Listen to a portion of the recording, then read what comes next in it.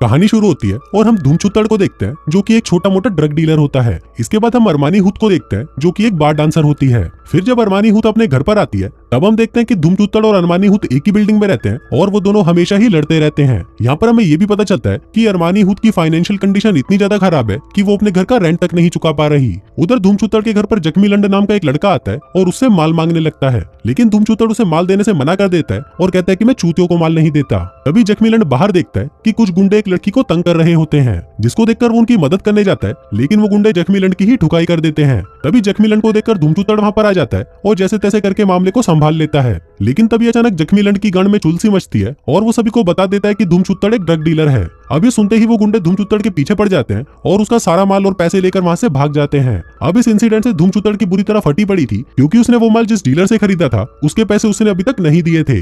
अब धूमचुत्तड़ भी जानता था कि वो डीलर उसकी गांड फाड़ देगा, इसलिए वो उस डीलर की कॉल्स को इग्नोर करने लगता है। लेकिन अगले ही दिन डीलर के लोग धूमचुत्तड़ को किडनैप करके डीलर के पास ले जाते हैं, जिसका नाम नुन्नीलाल होता है। नुन्नीलाल धूमचुत्तड़ के सामने दो ऑप्शन रखता है कि या तो वो उसके पैसे दे दे या उसकी एक फैक्ट्री जो मैक्सिको में है वहां से माल स्मगल करके यहाँ पर ले आए, जिसके बदले वो उसे खूब सारे पैसे भी दे देगा। अब धूमचुत्तड़ के पास दूसरा कोई ऑप्शन नहीं होता, इसलिए वो उस काम को करने के लिए राजी हो जाता है। फिर घर आकर वो सोचने लगता है कि कैसे वो इतने सारे माल को बॉर्डर के इस पार लेकर आएगा, क्योंकि बॉर्डर पर पुलिस के कुत्ते तो माल को सूंघ लेंगे, जिससे वो पक्का पकड़ा जाएगा। लेकिन तभी उसकी नजर एक फैमिली पर पड़ती है जो कि छुट्टियां मनाने बाहर जा रहे होते हैं। उन्होंने रास्ते में ट्रैफिक सिग्नल भी तोड़ा था, लेकिन पुलिस वाला भी उन्हें कुछ नहीं बोलता।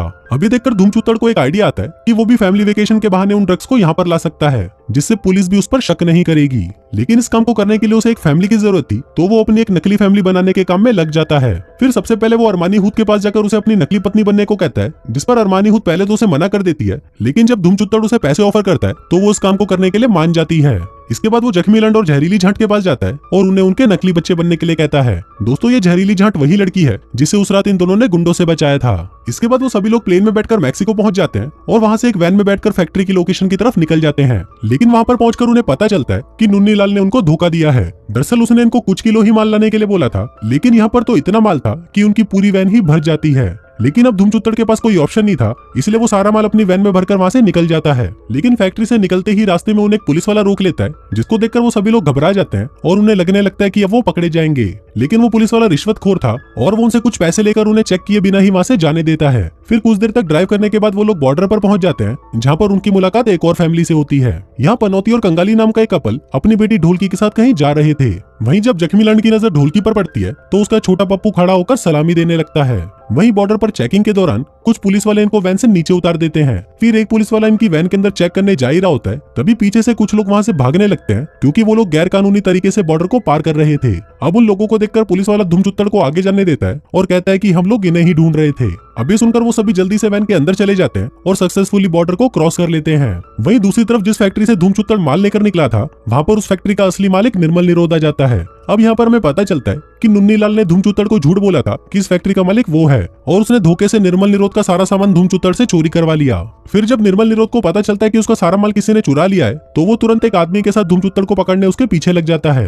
वहीं दूसरी तरफ हम धूमचुत्तड़ और बाकी के लोगों को देखते हैं जो कि खुशी खुशी घर की तरफ जा ही रहे होते हैं कि तभी अचानक उनकी वैन खराब हो जाती है। लेकिन कुछ ही देर में वहां पर कंगाली और पनौती आ जाते हैं, जो उनको गैराज तक लिफ्ट देने की बात करते हैं। इसके बाद सभी लोग उनकी वैन पर चढ़ जाते हैं और गैराज की तरफ बढ़ने लगते हैं। तभी बातों ही बातों में धूमचुत्तड़ को पता चलता है कि पनौती एक नारकोटिक्स ऑफिसर है और वो छुट्टियां बिताने के लिए यहाँ पर आया हुआ है। अब ये बात सुनते ही धूमचुत्तड़ की गांड फट जाती है और वो अपने बाकी साथियों से कहता है कि हमें कैसे भी करके इन चूतियों से पीछा छुड़ाना होगा। लेकिन यहाँ पर भी उनकी किस्मत के लोड़े लगे हुए थे, क्योंकि जिस गैराज में वो अपनी वैन ठीक कराने जाते हैं वो गैराज बंद होता है। इसलिए पनौती उन लोगों को आज रात उनके साथ ही जंगल में कैंप लगाने के लिए कहता है, जिस पर ना चाहते हुए भी धूमचुत्तड़ और बाकी लोगों को उनकी बात माननी पड़ती है। फिर रात को कैंप के दौरान जब पनौती और कंगाली सभी को सलमान भाई के गाने सुना रहे थे, तभी धूमचुत्तड़ और अरमानी हुत प्लान बनाते हैं कि आधी रात को जब भी दोनों चूतिया सो जाएंगे तो ये लोग उनकी वैन चुराकर यहाँ से भाग जाएंगे। वहीं हम जख्मी लंड को देखते हैं जो कि ढोलकी को सेट करने में लगा हुआ था ताकि वो पूरी रात उसे बजा सके, लेकिन उसे पता नहीं था कि घचाघच कैसे करना है, इसलिए वो ढोलकी को बजा नहीं पाता। अभी देखकर धूमचुत्तड़ को उस पर तरस आने लगता है और फिर वो उसे घचाघच करने की टिप्स देता है। फिर आधी रात को जब सभी सो जाते हैं तो धूमचुत्तड़ और अरमानी हुत पनौती और कंगाली के टेंट में वैन की चाबी चुराने के लिए घुस जाते हैं। लेकिन तभी पनौती धूमचुत्तड़ का हाथ पकड़ लेता है, जिससे उसको लगता है कि अब वो पकड़े गए।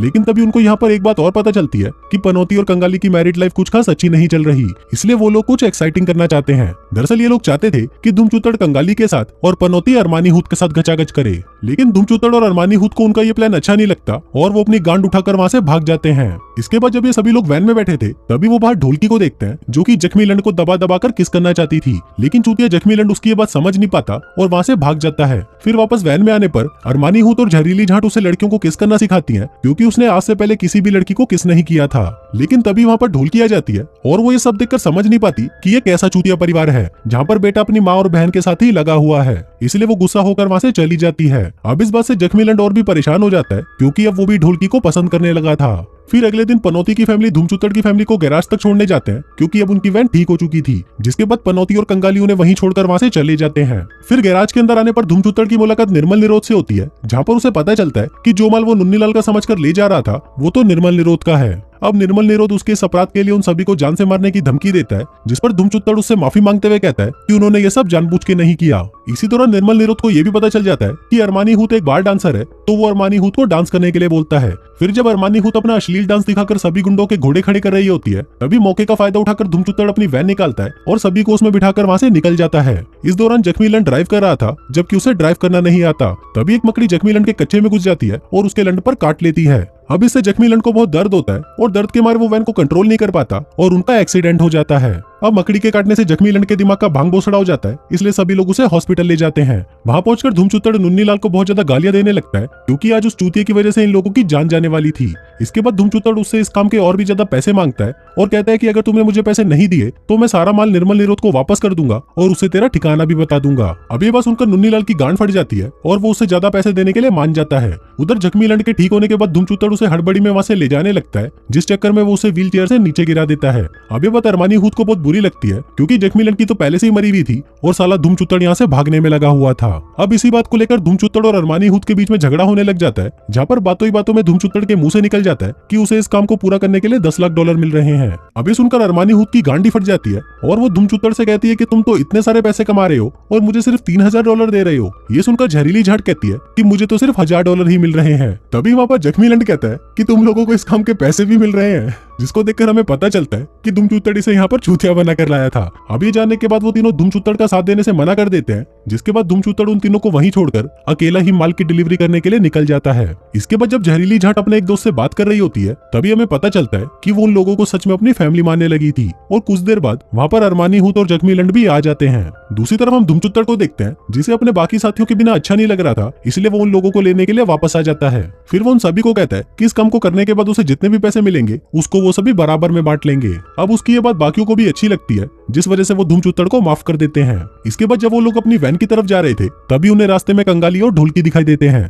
फिर ढोलकी जख्मी लंड को देखकर अपनी मॉम को उस रात के बारे में बताने लगती है कि मैंने जख्मी लंड को उसकी माँ और बहन को किस करते हुए देखा था।